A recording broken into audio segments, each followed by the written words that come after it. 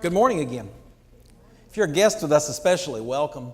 We're really glad to see you. If you're watching online, welcome. Started a series last week called Time for a Comeback. Proverbs 24:16 says, "The godly may trip 7 times, but they will get up again. But one disaster is enough to overthrow the wicked." You know, it's funny. I know some of you guys, what more, I guess, better than others, and I know some of your situations, and I know that there's some of us that right now could sure use a comeback. But there are those moments for all of us if you live long enough, and long enough is maybe 5 years, that you will find yourself pushed into a corner, backed into a corner. We talked about a guy last week, Moses, who was on the run trying to escape from his own mistakes. He spent 40 years as a wanted fugitive on the run until he finally made a turnaround and made a comeback. Now I want to talk this week about someone a little different, but let me start by telling you a story. On May 10th, 1940, Winston Churchill became the Prime Minister of England. England and France had actually declared war back in September of 1939 against Germany, but really it was what was being called the phony war. Nobody was shooting at anybody. Germany invaded Poland, and England and France didn't really care. But on the day Winston Churchill took office, the German army stormed into France. They stormed in doing what they called blitzkrieg. They literally, within 2 weeks, they had crossed all the way across France and had pushed the French and British army back into a corner. They had come in, actually, you can see here where they come across Belgium to go around the French forces, and they began to drive back the French and the British, and they drove them all the way back to about 8 miles from the coast, and it's a little town called Dunkirk, which is on the next slide. And you can see they were entirely surrounded. Now, by May 26th, the French and the British had their backs. They were surrounded on 3 sides by German forces, and the 4th side, the English Channel, was at their back. They had 3 major problems.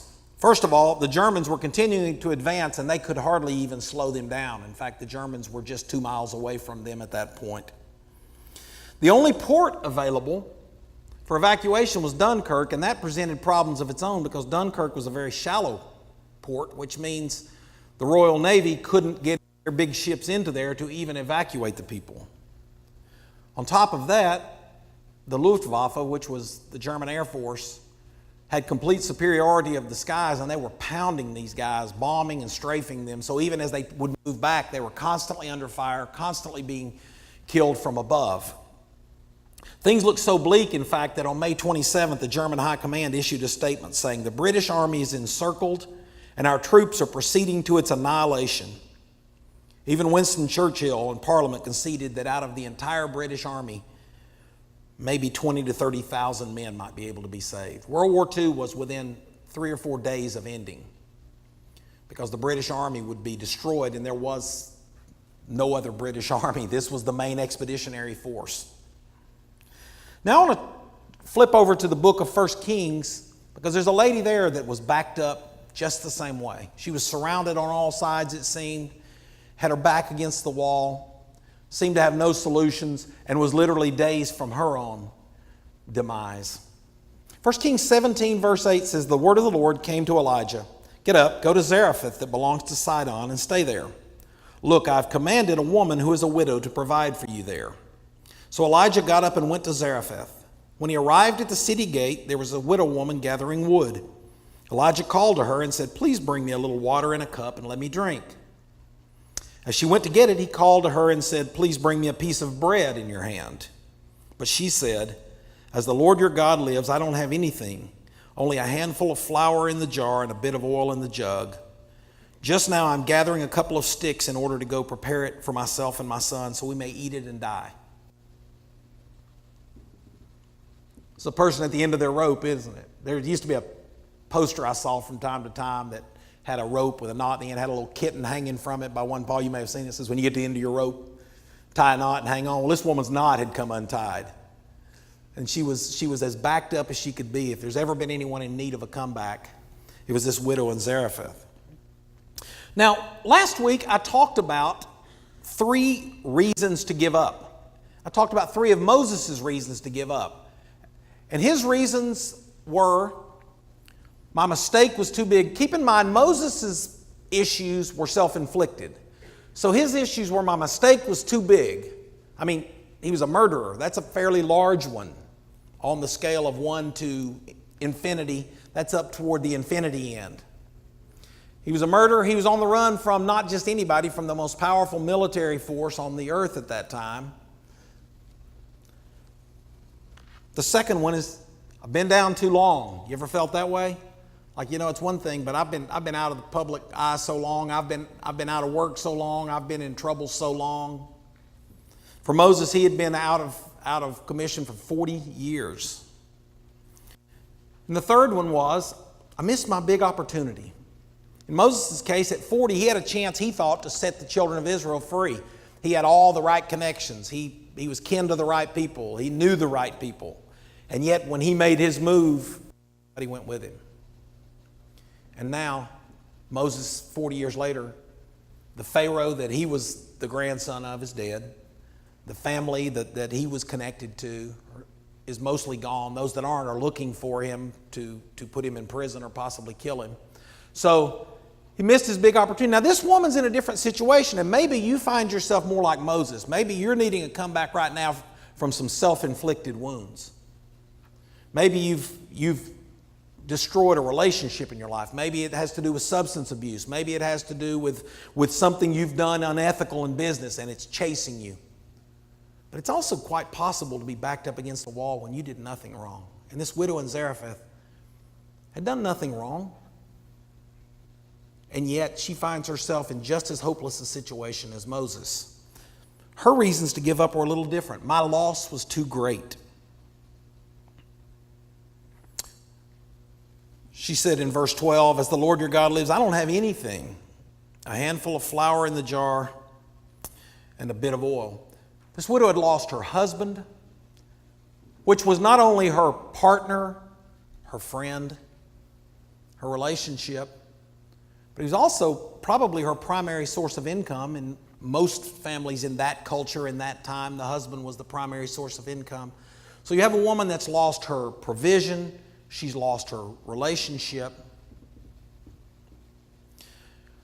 The second thing is, my resources are exhausted. I don't have the resources. Have you ever felt that way? Now, you might think my loss was too great. Maybe you've lost someone close to you. Maybe you've lost a job you thought was the job you'd retire from. You'd been saving, you'd been planning, and yet the company downsized. It's also possible, I don't have the resources. You look around you and you think, how do I come back from this? Because I don't know the right people. I don't have the money to, maybe I could start a business, but I don't have the money to do it. Maybe I could rebuild relationships, but I don't know the right people. Maybe I could move forward, and yet I don't really have the resources to do that. I don't have the learning. Maybe I could get a better job, but I can't really afford time or money-wise to go back to school right now. You ever felt, maybe some of you guys feel like that, maybe I don't have the resources. As much as I want to do it, as much as I want to come forward, as much as I don't want to give up, and you could hear it in her voice when she says, I'm going to bake this one last little piece of bread and then my son and I are going to die. This is a person that's given up. No one's willing to say that, particularly about their own son, unless they have absolutely reached the point of feeling hopeless. And there's one other reason she had to give up. That is, the people around me are too needy. Now, this one might or might not connect with you. But have you ever felt like, look, I got enough problems on my own, and one of the problems is everybody around me depends on me. Everybody around me looks to me to provide for them. Or when you ever been having one of those days? Jesus had one of those days once. He gets word that his cousin and one of his very best friends, John the Baptist, has been beheaded. And Jesus says to the disciples, let's get in a boat and get away for a little. I need to process this. And they get in a boat and they go across the water, and guess who's waiting on them? All this same crowd that he was trying to get away from. And Jesus gets off the boat to a full crowd who all need something. They're there for miracles. They're there to be fed. They're there to be taught. They're there to be saved. And Jesus has his own needs at that moment. Well, this woman's looking around and she's going, I'm trying to deal with the grief of losing my husband. I'm trying to deal with the fact that I can't provide for myself. And yet I've got this son who apparently was either too young or for some reason not able to yet provide any relief. And then lo and behold, like that's not enough, here shows up this guy named Elijah that goes, hey, would you mind feeding me? Here comes Mr. Homeless, Mr. Hungry, and she's thinking to herself, I don't have enough going on. You're asking me for a sandwich. Sometimes, when your back's against the wall, you're thinking, if I could just get to myself and just shut off all the other noise and think and I can work through this. But the phone's ringing, and it's your sister. No offense to my sister, who's needy. Mine is not. Please don't all go tell her. I say, but it's your sister who needs something. It's your brother who just lost his job and needs to talk about it. It's somebody else. It's somebody you're kin to, somebody that's a friend. It's somebody that their marriage is in trouble, and you're trying to deal with it, and you feel like I need to help this. And for her, it's really hard because it's her son, and she's looking at him going, of all the people in the world, I would give anything for, it's you, and yet I can't even provide for myself. Now, she had different reasons to give up, but here's what all three messages of this series, I want to come back to the same three realities. Because just like in Moses' case, who he had reasons to give up because of the mistakes he had made, she had reasons to give up because of circumstances far beyond her control. But the realities of God are the same. And they're the same for both of them. They'll be the same next week. And here's the big thing. They're the same for you and me.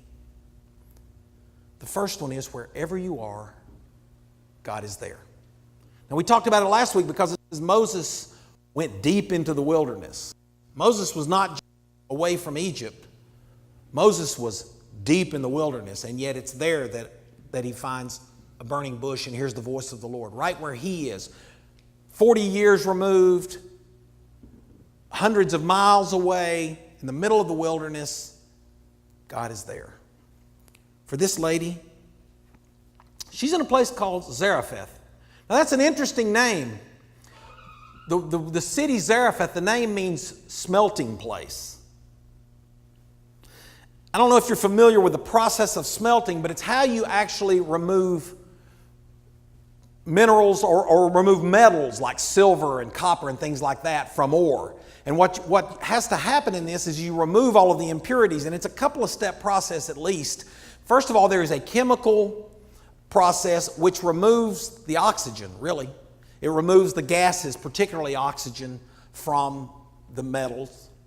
And then the heat begins to be increased, and the heat begins to increase until it is absolutely molten, and they pour off what is called slag. What's left is pure silver. So a smelting place is a place that they take away all the oxygen and heat you up to an unbearable amount of heat. And that's exactly where this woman was living. Her husband's death had sucked the air right out of her life. A loss of her best friend and her provider had made it, I'm sure, where she felt like she couldn't breathe.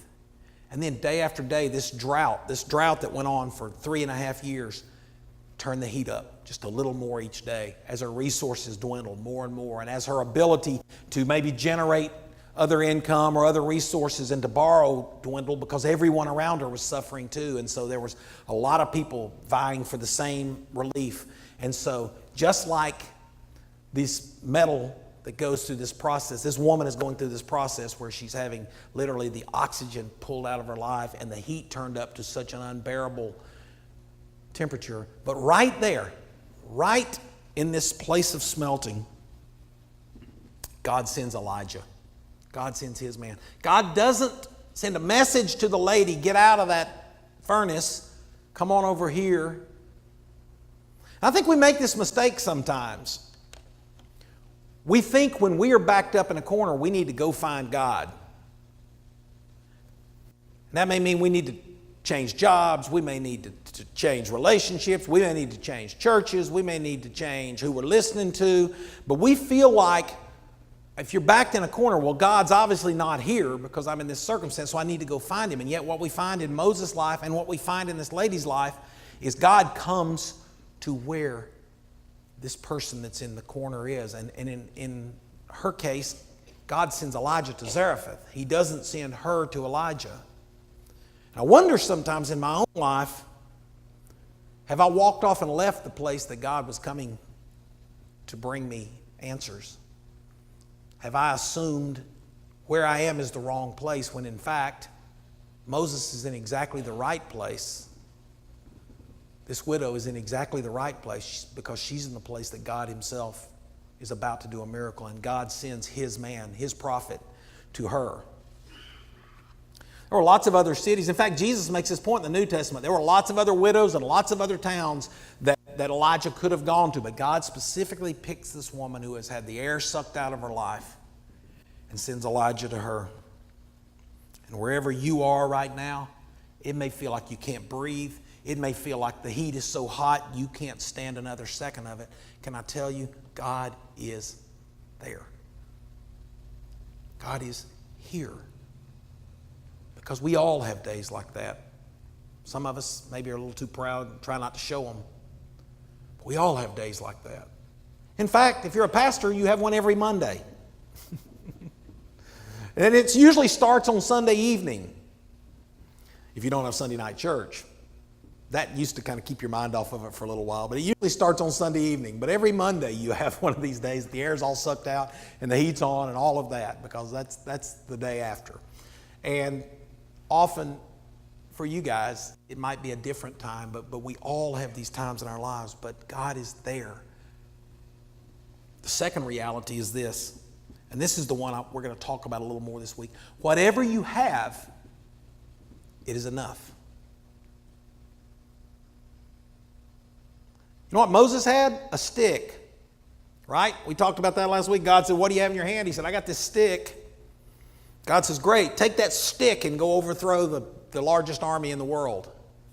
That was what you talk about, Willis, moment.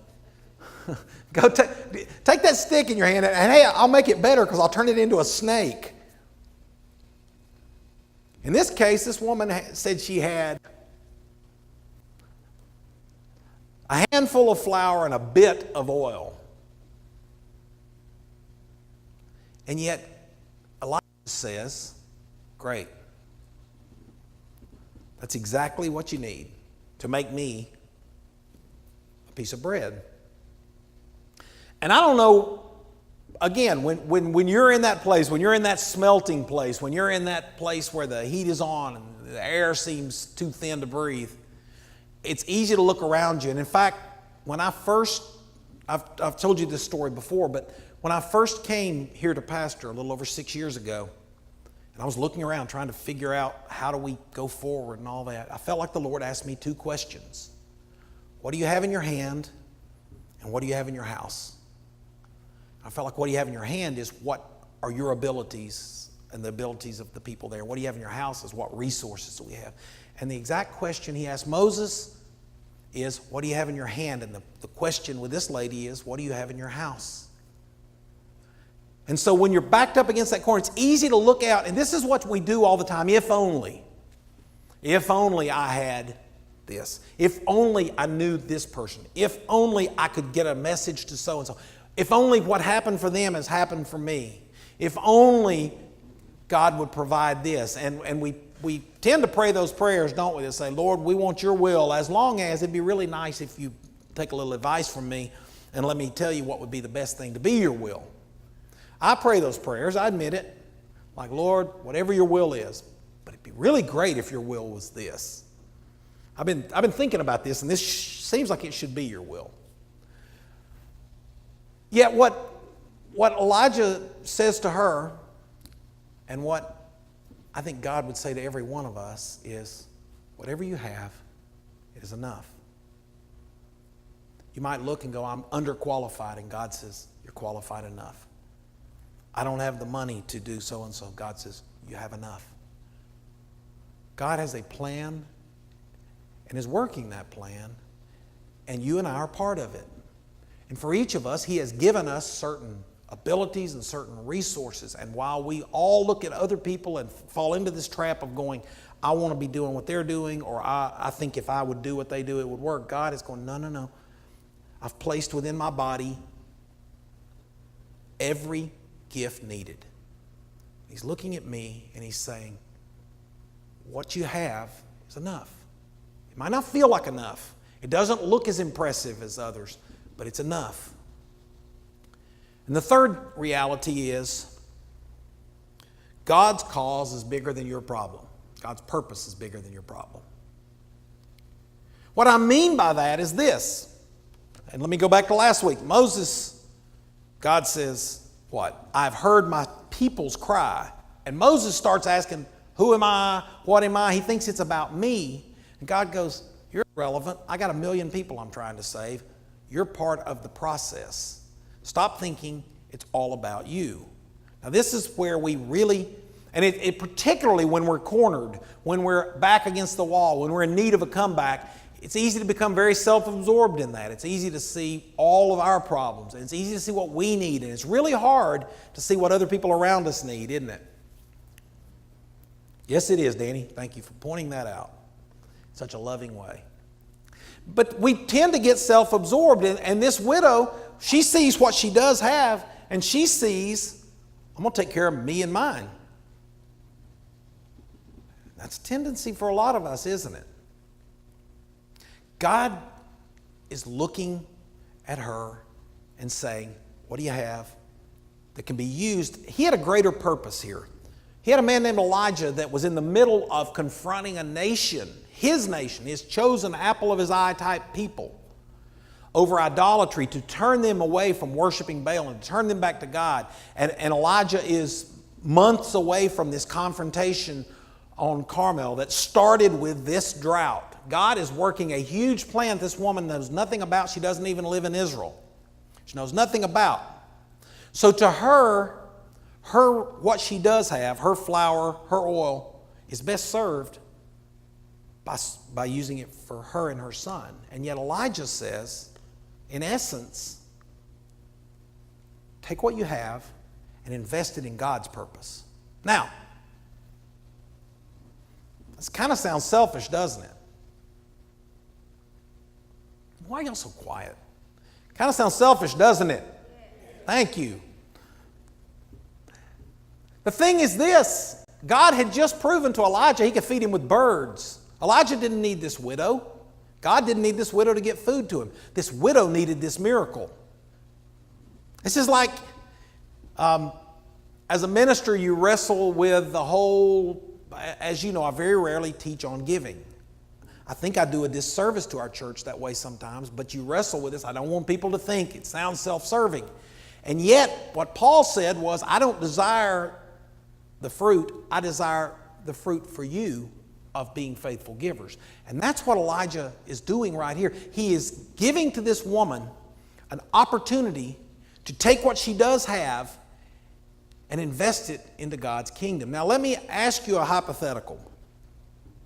What do you think would have happened to this woman if she had said, not going to make a cake for you, man. You understand, I got to take care of my son. Bro, I just met you. Go get you a piece of bread somewhere else. Any mother in her right mind is going to take care of her son. What if that had been her answer? Do you think Elijah would have starved? God had a big thing going on that Elijah was a key player in. God could have sent some more birds. I'm not real excited about food that's been in birds' mouth with bird saliva on it, but Elijah seemed to be okay with that. Who do you think would have died of starvation in that moment? If it wasn't Elijah, we would have never heard of this woman, and the chances are she would have been one of hundreds, probably thousands of fatalities from this drought. What Elijah actually does when he says to her, take what you've got and invest it in God's work, is he gives her a lifeline. He gives her an opportunity It's hard to see when your back's against the wall. It's hard to see when your resources are already not enough. It's hard to see. And so what we tend to do is when things get tight, we pull back from and we rationalize it. And I'm not telling you you're a bad person for doing this. I'm not even telling you I don't do this sometimes and fail in the same area. But you look at it and go, I can only do so much there because I got to take care of me and mine. And that's exactly what this woman could have done for probably 4 or 5 more days. But God's purpose was bigger than her problem. And Elijah gives her the opportunity to take what she had. I'm going to tell you a story about my former church. We had bought a new building. We had bought a new piece of property, and our old one had been paid for, and so budgeting was nice. I mean, we had what came in was used for staff and for ministry and things like that, and those are all great. Suddenly we bought a place we owed not thousands, but millions on. And for about the first 5 straight months, now we had some reserves, but for about the first 5 straight months we were in the red. And not a couple of dollars in the red. Maroon. For you, Alabama heathen. Crimson. We were in the red, and the resources were dwindling. And the pastor sat down with the council and said, I don't know exactly. That probably wasn't exactly it, but that's what it meant. And the council suggested we need to give. Now that sounded ridiculous. We're going to give our way out of this. And so the church made some decisions, cut some checks, gave money they didn't have. Very next month was the first of, when I left, it was still going on, a run of consecutive months in the black. I don't know what changed. We didn't gain 100 new people that week. But for some reason, when the church said, we're going to take what we do have and invest it in God's work elsewhere as well as what we're doing, God said, That's exactly what happened for this woman. Now, I'm not telling you go and empty your bank account and give it all on the offering today. I'm simply telling you be aware of the fact God gave this woman an opportunity for a miracle that she could have missed if she assumed she was more important. Her problems, her failures were more important than God's purpose. And God's purpose is always bigger than I can see and you can see. Because I see it as Moses did. Well, who am I? What can I do? And God sees it as there's 7 billion people on this earth and 5 billion of them don't know me. And I want to reach all of them because the Bible says it's not His will that a single one should perish. So God's looking at that, and you and I are agents of how do we reach 5 billion people. And we can get caught up with how do we fill a seat or how do we pay this. And God is going, it's so much bigger than you. And that's what He said to Moses. You're thinking about 1, I'm thinking about 1 million. And I think we can get trapped in this, and we can do it as individuals. Things can become tight, and we can say, something's got to give, and so, I'm not going to be able to help others, or I'm not going to tithe, or I'm not going to be able to give charitably, or I'm not going to be able to do things for other people. I've just got to get things under control here, then I'll go back to it. And in this woman's case, I don't believe she would have ever gotten back to it. So, last week, I'm taking one of these realities each week, and we're going to take it as an action step. And last week, I asked you to spend the week starting where you are, because wherever you are, God is there, right? Yes, that is right, because you said it. Actually, God said it. I'll go with you to the ends of the earth. Wherever you are, deep in the wilderness, backed up against the wall in a smelting factory, God is with you. And I asked you last week to start where you are. Start trying to hear Him. Just listen for His voice. Open His Word. Take some time and just say, Lord, speak, like you did out of a burning bush of the most unlikely places. He could have sent a prophet. He could have thundered out of the sky. He set a bush on fire and told Moses, take your stick and go fight Egypt. This week, I want to focus on the second one, and that is, whatever you have, it is enough. I want to talk about using what you do have. Now, let me get back to Dunkirk, because I didn't just tell you that so we could leave the British Expeditionary Force ready to be crushed. Right in this seemingly hopeless situation, the King of England, King George, declared that Sunday, May 26, 1940, should be a national day of prayer. In fact, that's a picture outside Westminster Abbey, and the King, the cabinet, Mr. and Miss Churchill, the Parliament, all along with hundreds of thousands of people all over England, lined up to get in churches to pray for their nation. Their nation that the German High Command had said is literally days away from being destroyed. And they weren't the only ones that thought that. Winston Churchill and Parliament said, if we, best case scenario, we might can rescue 20 to 30,000 of our army, of our entire army. We're going to have 20 or 30,000 people to defend England when Hitler skips over this ditch they call the English Channel and attacks us. May 26th, National Day of Prayer. May 27th, the German High Command says we're days away from destroying this. And then 3 miracles happen. On May 26th, Germans inexplicably stopped their drive. They stopped. Now, at first, historians thought Hitler overruled the generals. Turns out he didn't. The generals themselves decided this was the best plan. We'll stop. These people are surrounded on all sides. They can't get out. We'll let our Air Force just bomb and strafe them and destroy the army. That saves hundreds of thousands, or at least thousands of German lives that we can use when we cross the Channel and invade England. So they have complete air superiority at this time. They encircle them and decide we'll bomb them into submission. May 28th, miracle number 2. A furious storm broke out over France, grounded all air flights. Not for an hour or two, but for days. In fact, these allies, the British and French, were able to, on foot, cover these 8 miles to the coast, basically unimpeded because planes couldn't fly. Interestingly, the third miracle is while this furious storm is raging right along the coast of France, the English Channel became really calm, to the point that while the battleships and the bigger ships of the Navy couldn't get into this small harbor, suddenly fishing boats, rowboats, private yachts, England said, what do we have in our hand?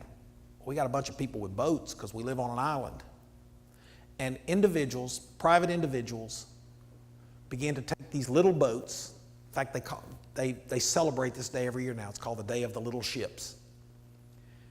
And they began to row or sail that harbor and haul soldiers out. And while the storm raged above the land, keeping the German Air Force on the ground, they end up taking over 330,000 soldiers off of that beach and back to England to stop an invasion that never came.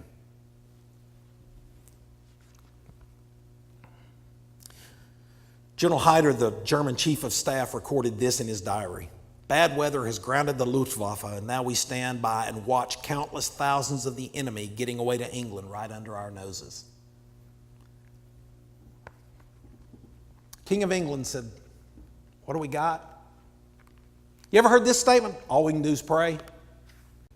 Don't you hate that statement? All we can do is ask the creator of the universe if he might want to help. Basically, that's what England said. All we got is we can pray. When they pray, he goes, you know what else we got? If the water's calm enough, we got a whole bunch of people that live on this island with boats, little boats that can get into that harbor.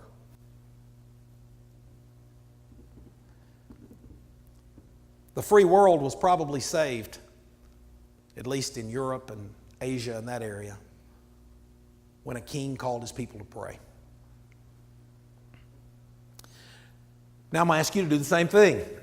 Will you bow your heads for a moment? I don't know where you stand. I don't know what the circumstances are. They may be self-inflicted. They may be far beyond your control. It might have been the loss of a loved one. It might have been the loss of a job. It might have been the loss of a relationship and a marriage or a child. I don't know. It might have been mistakes you made on your own. Things you've had to pay the piper for that you thought maybe you'd gotten away with. What I do know is this: wherever you are, God is right there. God is right here. The second thing I know is whatever you have, as little as it seems, it is enough. I'm going to tell you guys, I don't know if I'm hitting anybody else, but I am killing myself with this sermon.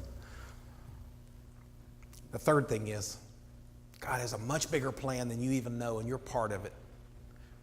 You, right where you are with just what you have, are part of a much bigger plan that God is working. In the case of this widow, God was turning a nation that had turned away from him back to him. In the case of this National Day of Prayer, God was saving people all over the world from a terrible, terrible dictatorship.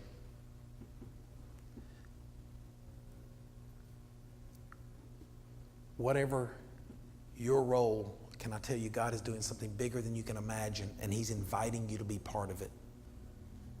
And whatever it is you have, you've got a choice to make, just like she did. You can take that handful of flour and that bit of oil, and you can feed your family for another couple of days.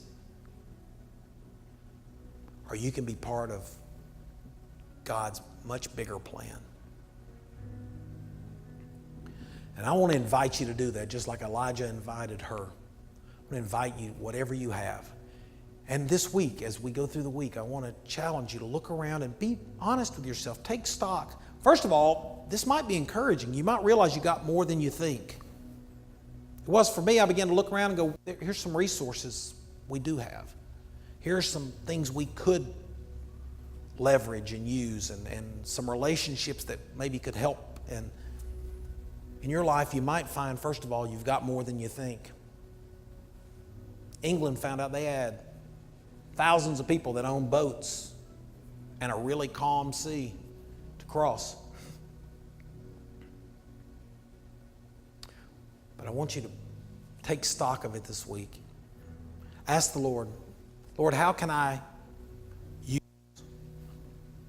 the handful of the little bit of oil to be part of your much bigger purpose? Lord, help me to see the big purpose, not just the problem. It may not feel little to you, but if you can put it in the perspective of a powerful God who spoke and worlds came into existence, to him, it is certainly something he can overcome. So let's pray. Lord, thank you for your promise that you would never leave us or forsake us. Thank you, Lord, that in the middle of the heat and when the air is sucked out of the room completely, you are there. Thank you, Lord, that if all I've got in my hand's a stick, that you can use a stick and one man to overthrow an army. And I thank you, Lord, that you've invited us to be part of something much bigger than we can see looking around this room. And it's easy to look around this room and think about all the things we don't have. It's easy to look around our homes and our families and think about all the things we don't have. Yet, Lord, you are at work. Every day, thousands of people are entering your kingdom around the world. And you've invited us to be part of something much bigger than we can even see. I pray, Lord, you give us the faith to take that step, to take what we have in our hand, to take what we do have and say, Whatever we have, it's enough. Now, I'm going to ask you to stand. We're going to do one last song, and I want to give you just a couple of moments while we do that to take stock, to think about what I talked about this morning. I hope you understand the way I meant it. It's certainly not meant to make you feel bad about maybe how you've used things in the past. It's simply to say God is inviting all of us into something so much bigger than we can see right now. We're going to do this one last song, and while we do that, maybe you'll ask the Lord to search you, to show you. Maybe you'll join your voices in with us and say, if our God is for us, who can be against us?